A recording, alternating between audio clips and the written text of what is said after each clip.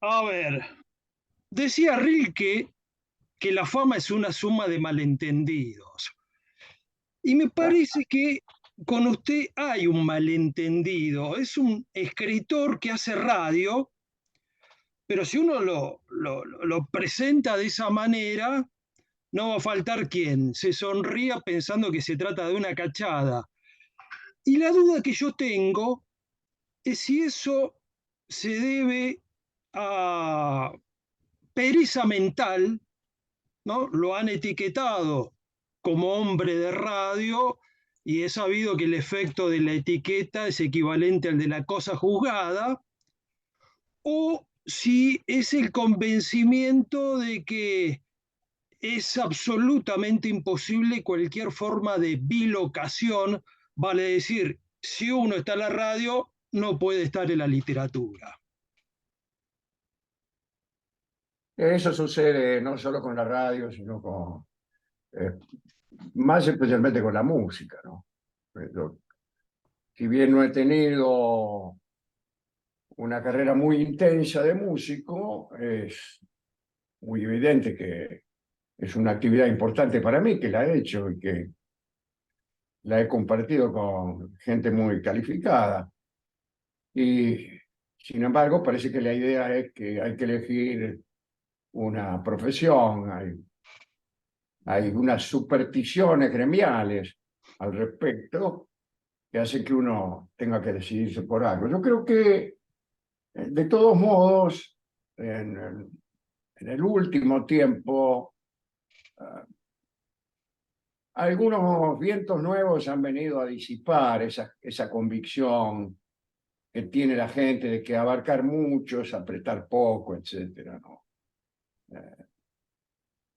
Algunos han llegado a pensar, yo por ejemplo pienso lo contrario, creo que en estos tiempos las ideas que uno tiene acerca del ejercicio de las artes hacen que no baste con ser un mero pianista o un mero escritor de sonetos.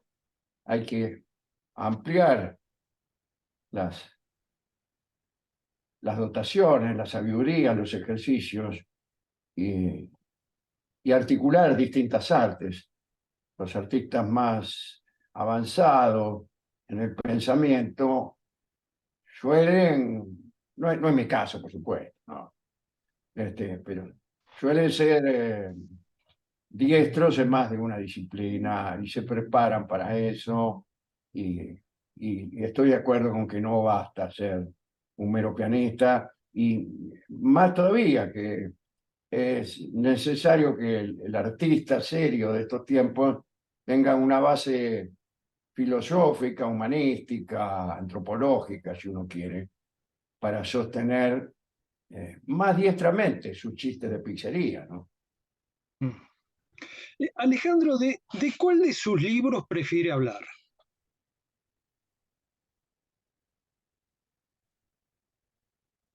¿Prefiere hablar o prefiere o considera que es mejor? ¿No son lo mismo? No, porque a mí me parece que el último libro es un libro interesante para hablar, porque tiene Ujú. unas estructuras no convencionales que por ahí dan para una conversación. Su descripción es acaso más interesante que su lectura. Ujú. En cambio, a mí me parece que los dos libros anteriores, Cartas Marcadas y el libro llamado Bar del Infierno, su libro de cuentos, Ujú. posiblemente estén mejor logrados que Ujú. Eh, este último libro, ¿no? El de las notas al pie. Entonces lo invito a hablar un poquito de Cartas Marcadas, que si se Bueno, me permite, es mi libro preferido suyo. sí, A mí me también gusta. es posiblemente mi preferido. Lo que puede suceder es que el olvido haya venido a interponerse, ¿no? Con esas preferencias, y a lo mejor usted me refiere a un capítulo de Carta Marcada que yo ya me olvidé. Muy buena memoria para las obras artísticas, menos con las mías, se lo estoy diciendo en serio. Ujú. Mi amigo Gabriel Rolón suele acordarse mucho mejor que yo de las cosas que yo he compuesto, que he escrito. Y a veces lo consulto a él. Sí, ¿vos te acordás aquel tango que yo había hecho, que qué sé yo, que decía algo parecido a esto? Ah, sí, dice el tipo. Y me lo recita mucho mejor. Quiero decir que si no estuviera Rolón, yo ya no recordaría como propias este, mis propias obras. Más allá de algún episodio puntual contado en esa novela, a mí lo que me gustó particularmente es el tono del libro, el tono con el que se va hilvanando todas esas historias. Y le quiero preguntar, ¿cómo encontró ese tono que muchas veces, incluso dar con el tono justo, suele ser más difícil que hasta armar la propia trama, ¿no? Yo estoy completamente de acuerdo con usted. Eh, Es más, yo creo que ese tono está o intenta estar en todas las obras. Lo que sí es posible es que en esa novela ese tono haya encontrado unas acciones que todavía lo ponen en mejor evidencia. Pero yo casi hasta podría decirle cómo lo encontré. Adelante, Podría contarle cómo lo encontré. por favor. Eh, y yo creo que no es, yo le agradezco mucho que usted crea que yo tengo un tono. Es una búsqueda eso, no es tan sencillo. Mire, yo escribía notas para la revista Humor, aquella revista que dirigía Andrés Scaglioli, que como su nombre indica, era una revista humorística, pero también tenía eh, por aquellos años un fuerte contenido político, etcétera. Pero yo hacía unas notas. ah, Al principio yo me limitaba a repetir un esquema que ya había usado en una versión anterior de la revista Humor, que era la revista Satiricón o la revista Mengano. Eran notas humorísticas, de observación de la realidad, con algunos criollismos, algún recurso de decir cosas complejas con lenguaje de la cocina, o al revés, decir cosas de la cocina con un lenguaje filosófico. Eso ya estaba, es un recurso, ese no es el tono. Eh, yo tenía muchas dificultades en cumplir con la entrega de esas notas, que se hacía a intervalos regulares, desde luego.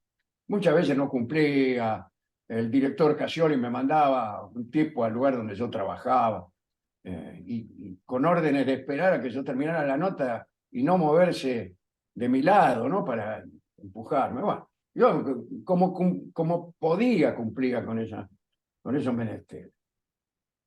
Hasta que un día, ya desesperado por la urgencia, eché mano a una especie de novela que yo había empezado a escribir muy joven, estando en España. Y yo había escrito algunos episodios ya directamente ficcionales. Eran ficcionales. No eran notas para una revista, eran episodios de una novela. Y a mí se me ocurrió, ya que no sabía cómo demonios cumplir con los plazos de Casioli, echar mano de algunos de esos capítulos. Pero para que fueran un poco más periodísticos, vamos a decirlo así, eh, les saqué todo lo que tenían de, de ambición literaria y empecé a contar las cosas como si no las supiera del todo, con cierta inseguridad, tratando de no poner muchos adjetivos, tratando de no asombrarme, yo como narrador, de no asombrarme de nada, aunque ocurrieran cosas asombrosas.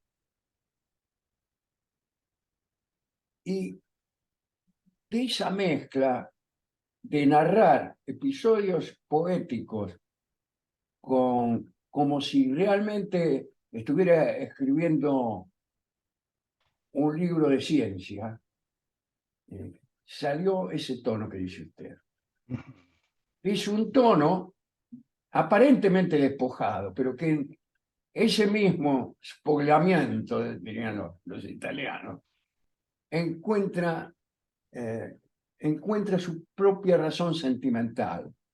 Eh, Justamente el tipo que está tratando de contar las cosas con economía de palabras y sin excederse en la emoción, hace que al notarse ese esfuerzo, la emoción igualmente surja. A mí me parece que es algo parecido a eso. Sí. Muchas veces eso resulta en alguna página eficaz, la mayoría de las veces se topa con el hecho central, que es mi propia incompetencia, y bueno, hasta ahí llegamos hasta donde podemos. Pero si es que verdaderamente hay un tono, es ese tono. En ese libro, Cartas Marcadas, ocurren episodios, pero muy, muy duros, muy duros. Por ejemplo, el delincuente Artolá, que enamora a la monjita de un convento, este, en medio de cruces y de objetos sagrados, es una cosa muy fuerte. Y sin embargo, está contada como la contaría un paisano, económicamente. Y aparece también allí, muy fuertemente, la mezcla, especialmente en los diálogos, la mezcla de los elementos propios de la cultura, del pensamiento y de la ciencia, mezclados con, con los dichos propios del campo, del Gran Buenos Aires, que es de donde yo provengo. Y lo que trae el recuerdo de Leopoldo Marechal, ¿no? Que era alguien que se manejaba con todos los registros del idioma. Por supuesto, por supuesto. Marechal hacía mucho eso, de luego lo hacía mejor porque tenía en ambos almácigos mejores plantas que yo. Ningún autor puede saber el destino, la importancia futura o la manera en que van a ser leídos sus libros. Pero en el interior de la literatura argentina, eh, ¿cerca de qué libros o autores le gustaría que fueran ubicadas sus obras? No digo que se compare, sino a qué vecindad le gustaría pertenecer o le gustaría Claro, al que... lector de quién me gustaría gustarle. Claro, Si es esa la pregunta, sí. Marechal Borges no es tan mal. Ujú, ujú, Pero me gustaría gustarle al tipo que se divierte con esas cosas, que se ujú. divierte con Marechal, que se divierte con Borges. Cuando digo que se divierte, quiero decir que se emociona, que se impresiona, que obtiene placer de eso. Bueno, me gustaría que él, como tercera o cuarta opción, esos tipos pudieran leérmelo. Ujú. Le pido a Alejandro algunas palabras más sobre Leopoldo Marechal, a quien admiramos enormemente. Sí, yo estoy leyendo poco ahora, Marechal, principalmente porque ya lo he leído casi todo. Eh, yo recuerdo muy de forma muy patente el primer contacto con Marechal, seguramente fue siendo yo muy joven, y obedeciendo a la recomendación de algún amigo. La juventud para el lector, para la persona que tiene el vicio de la lectura, es un momento apasionante y asombroso, porque es el momento de los grandes descubrimientos. Uno cuando tiene 50 o 60 años, ya es difícil que descubra a Borges, o que descubra a Marechal, o que descubra a Chesterton. Ujú, Ya los descubrimientos que uno hace a esa edad eh, son más marginales. Ya son escritores muy buenos de segundo orden y uno los descubre. Y bueno, yo hay que, mira vos, acabo de leer a este tipo, un escritor húngaro que se llama Lajos Szilai. Bueno, fenómeno. Pero es muy difícil que uno descubra Cervantes a los 64 años. Pero cuando yo descubrí a Marechal, tenía, ponerle 17, 18. Y yo dije, ¿de dónde salió este tipo? Este escritor escribe para mí, escribe acerca de los asuntos que a mí me preocupan, lo escribe de la manera que a mí más puede conmoverme, emocionarme, interesarme, etc. Y el primer libro fue quizá el menos indicado, porque el primer libro que yo leí fue Megafón o la guerra. Y no es el mejor, yo creo. Quiero decir, yo, el Adán Buenos Aires, lo leí después. Bueno, ahí nació una obsesión marechaliana. Entonces yo empecé a conseguir primero la novela, que no son tantas. Eso es lo que pasa. Son 4 novelas que hay ahí. Y yo cada vez que leía uno de esos libros, sentía que me estaba gastando un, un material de placer y de alegría que después ya no podría gozar de la misma manera. Cada página que volvía era como si tuviera un día menos de alegría. Y lo que descubrí, además de todo eso que yo le acabo de decir, es la idea de que el episodio más banal puede tener una dimensión artística si es que uno encuentra en él un sustento filosófico. La poesía, después de todo, como decía Octavio Paz, son las palabras, pero no palabras cualesquiera, sino palabras que se refieran en última instancia a la condición humana, siendo esta trágica. Y eso es lo que hay en Marechal. En cada pequeño episodio, incluso gracioso, compañero payador, ya que me lo pintan franco, bueno, todas esas compadradas que tenía él. Siempre atrás tenían alguna cosa profundamente antropológica, ¿no? Filosófica o científica, pero del campo. Y sus metáforas estaban llenas de complejidad.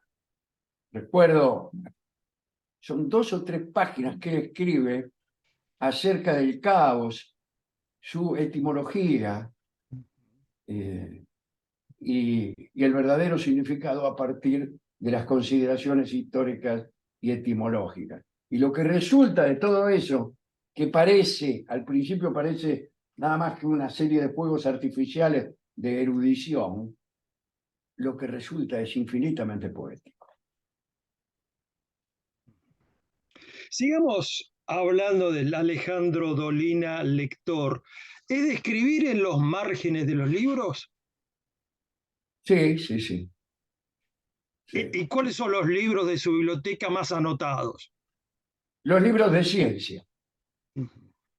Los libros de ciencia. Yo me los subrayo mucho porque me cuesta entenderlos. Yo leo mucho, no se lo había dicho, pero leo mucho en los últimos años especialmente, divulgación.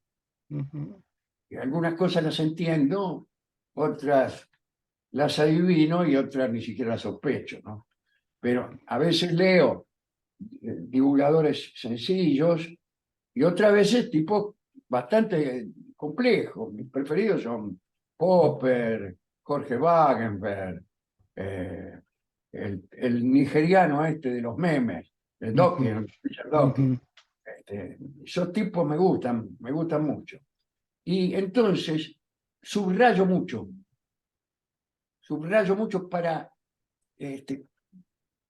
releer o para ver si a lo mejor hay una palabra, un concepto que yo debo indagar en alguna otra parte. Y a veces también anoto, en algunos libros anoto cosas en contra o humorísticas. Del orden, acá te agarré. O hago una tarea policial de erratas. Ujú, Entonces ujú. por ahí me doy cuenta que hay una errata y pongo fine secular, pelandrum, puedo escribir cualquier otra cosa, ¿no? A veces se encuentran erratas que hacen que uno entienda exactamente al revés. Pero en los libros de divulgación, en los libros de ciencia, la errata es más frecuente, porque el tipo que está preparando la galera eh, y no entiende tanto, no entiende tanto, qué sé yo, es muy difícil. Ujú, Escúchame, yo estoy armando los tipos de la máquina impresora, ¿no? Ahora, eso es una cosa, y saber tener alguna idea sobre lo que es la física cuántica es otra. ¿Sí? Bueno, ahí podés mandarte alguna macana, incluso decir algo que no cuando es que sí. ujú, ujú. Pero Eh, sí, anoto mucho en los costados de de los libros. En los costados de las páginas que yo mismo escribo, hago también unas intervenciones con virome, con lápiz, sí, sí. Y algunas cosas las escribo a mano porque yo creo que no se pueden escribir con la compu. Por ujú, ejemplo, poesía. claro. No soy muy escritor de poesía, no he publicado mucha poesía, pero me gusta trabajar. Las poesías que uno puede encontrar en mis modestos libros están disfrazadas, son poesías que se atribuyen a otros poetas. Ujú, Pero bueno, cuando estoy escribiendo esas poesías, las escribo a mano porque uno tiene que ver todo al mismo tiempo en una poesía. No podés escribir una línea, después otra, después otra. No, no, no, no. Tenés que escribir una línea y dejarla ahí. Incluso esa línea por ahí tiene que estar escrita en diagonal y tiene que permanecer a la vista, primero por el ritmo, por la rima, pero también por la metáfora, pero también por el doble significado o ujú, triple significado que tienen las palabras. Tenés que manejarlas todas juntas.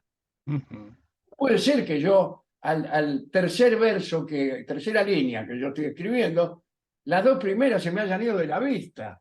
¿Y cómo hago a escribir una poesía de esa manera? Bueno, eso es una cosa, ¿no? También al diseñar argumentos. Cuando uno diseña argumentos es un mapa, eso.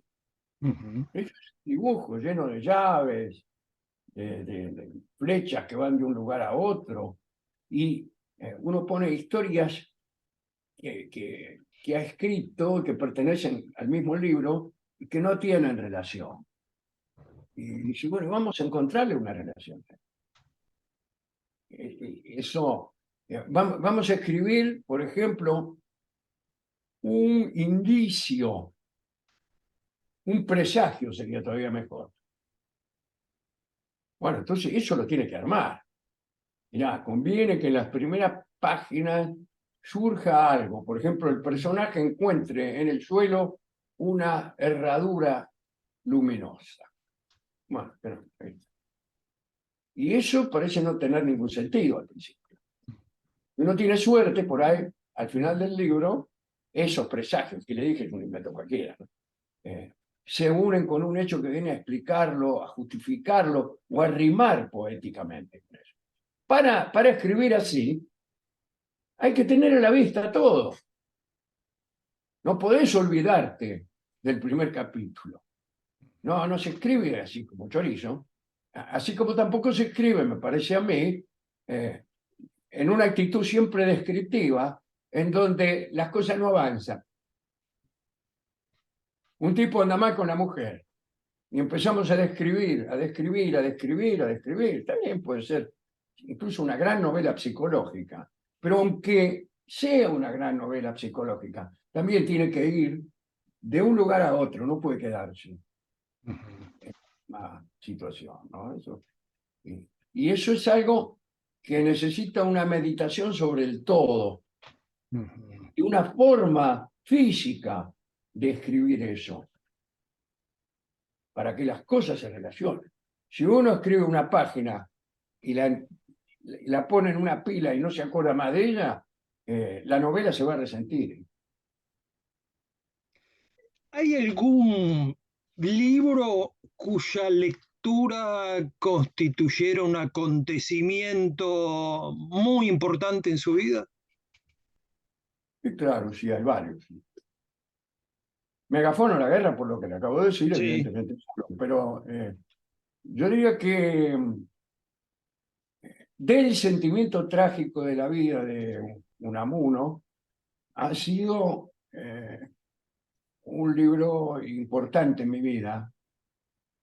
No, no porque considere que ese sea el mejor libro que yo he leído, no, pero es un libro que trata de asuntos tan decisivos y de un modo tan valiente y tan categórico que yo empecé a ser otra persona mucho más triste después de haberlo leído.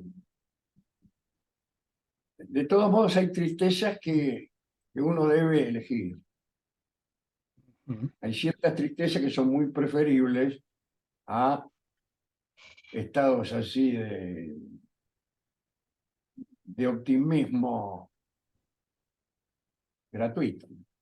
¿Y a qué edad leyó del sentimiento trágico de... Básicamente, el libro ese lo que te dice, mira, yo soy un amuno, quisiera creer, toda mi vida he querido creer y no puedo. Todos los esfuerzos que he hecho para creer que el universo tiene sentido, para creer que nuestra vida tiene sentido, han sido inútiles. Y ese libro es casi un catálogo de todos los esfuerzos de Unamuno. Ujú, Y el resultado final es que no logró creer. claro. ¿A qué edad lo leyó, Alejandro? Más o menos. ¿Cómo? ¿A qué edad lo leyó del sentimiento trágico de la vida? 19, 20 años. Claro. Bueno, hablando de gente inclasificable, ahí en Unamuno tenemos uno de los ejemplos más insignes, ¿no? Novelista, poeta, cuentista, ensayista, Sí, claro, nombre claro. múltiple, ¿no? Sí, múltiples, sí, sí. Unos ensayos maravillosos ha escrito él, pero también muy buenas poesías, sus novelas. Pero estoy pensando en Niebla, la novela Claro. eh, quizá la mejor que ha escrito él, que además en su forma es una novela llena de audacia, ¿no? Sí, sí, un polígrafo, ciertamente.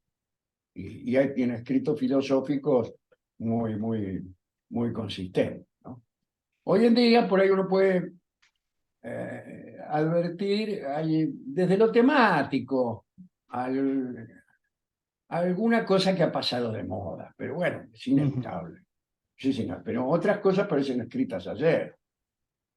Yo me acordé, mire, estoy hace varios meses que estoy tratando de eh, conseguir y de recordar un poema de Unamuno, y no, sigo sin encontrarlo. La idea central es extraordinaria. Él interpela a Dios y le dice que si quiere darle un paraíso, no tiene otra cosa mejor que el propio pasado de Unamuno. Dice, el mejor paraíso que puedes darme, Dios mío, es mi propio pasado. Y no tienes nada mejor que pueda interesarme. Impresionante. Impresionante. Impresionante idea, ¿eh? Yo no sería capaz de repetir ni una sola línea, solamente estoy glosando la idea general de ese estupendo. No sé, Alejandro, si tuvo oportunidad de leer ese ensayo que Abelardo Castillo escribió sobre Miguel de Unamuno titulado La agonía sonora, un gran No, texto. no la leí, no lo he leído, conozco, sí, no lo he leído. La agonía está muy bien, ¿no? Hablando de Unamuno. Usted sabe que Unamuno escribió la agonía del cristianismo, Ujú. que es un libro también interesante. Y en principio él rescata el verdadero significado de la palabra agonía, que es lucha. Claro. Agonía no es que uno designa los últimos momentos de la vida de alguien. No, no. Agonía quiere decir lucha. Y la agonía del cristianismo es la lucha del cristianismo. Ujú. Ujú. Y bueno, y por eso Abelardo tituló ese libro, que no he tenido la suerte de leer. Le prometo hacérselo llegar en algún momento. Eh, Muchísimas. Decía Faulkner en la introducción de El sonido y la furia, escribí este Ajá. libro y aprendí a leer. ¿Escribir cambia el modo de leer? Perdón, repetime de nuevo toda la frase, Sí, porque no, la frase esa de la introducción del sonido y la furia, donde Faulkner dice, escribí este libro y aprendí a leer. sí, Entonces lo sí. que le pregunto es si escribir cambia el modo de leer. No, yo creo que leer cambia el modo de escribir, Está bien. pero, pero es cierto que lo primero que has dicho tiene mucho sentido, porque cuando uno escribe, usemos la palabra, ¿no? En forma profesional. eh, Cuando uno escribe mucho, cuando uno se acostumbra a escribir y adquiere algunas destrezas, algunas pequeñas sabidurías, empieza a oír consejos, etcétera, y después no lee de la misma manera. Después no lee de la misma. Eh, Ahí Unamuno también hace una interesante distinción entre los tipos que se dedican a la crítica y entonces leen para criticar.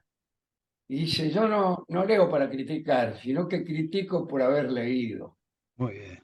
Sí. Pero lo que tiene relación con lo que estamos considerando ahora es que el que se adentra en el oficio de escritor no puede leer sin que un poco de consideración técnica permanezca siempre alerta en su cerebro. Y es muy probable que le sea un poquito más difícil conseguir la alegría natural de leer algo maravilloso, ¿no?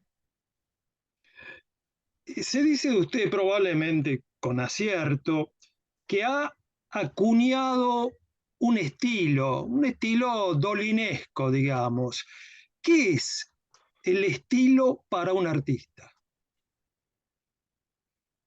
Sí. Bueno, se ha escrito mucho al respecto, ¿no? Pero yo prefiero humildemente decir el gesto, y es aquello a lo que nos referimos cuando yo le contaba al principio de la charla, la actitud general con que yo encaraba las obras. Si no puede hablarse de un estilo, y si es un estilo más bien sonso, si bueno, este equipo escribe de un modo austero. No puedo aspirar a más que eso. Pero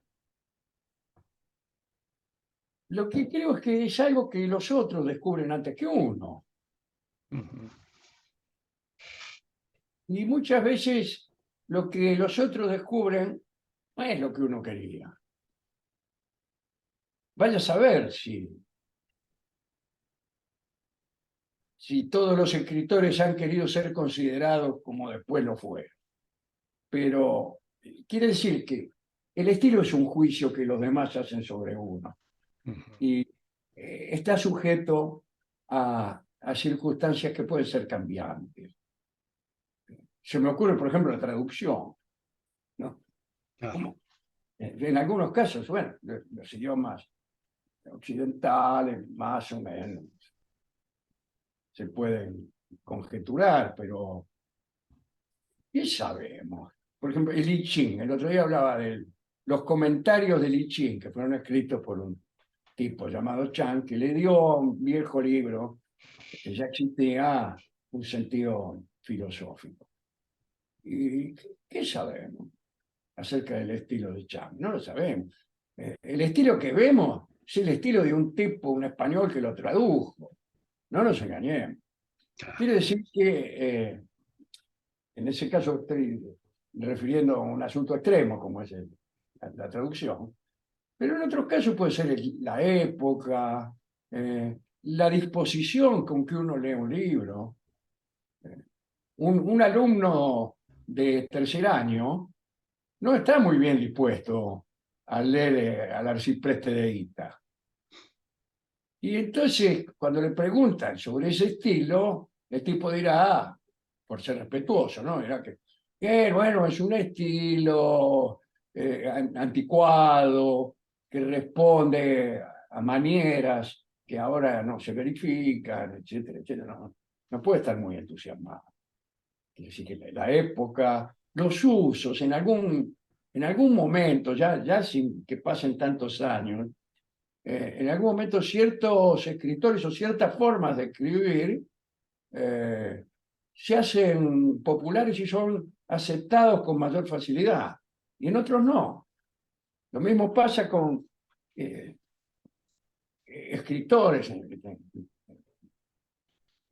persona, quiero decir, que son rechazados primero, aceptados después, sobrevalorados luego. Yo pienso en Lovecraft, por ejemplo, Ujú. que fue despreciado cuando se ganaba la vida dando pequeño taller de literatura, qué sé yo, para aficionados, o para señoritas que querían aprender a escribir, bueno, cosas así, y era despreciado por sus contemporáneos. Hasta que después aparece, empiezan a publicar sus libros que no habían tenido ningún éxito, y el mundo saludó, pero con salvas y vítores, aquellos libros, y a mi juicio no eran tampoco tan buenos como para justificar semejante despliegue. Era un escritor muy bueno, pero quizá no genial. Ujú.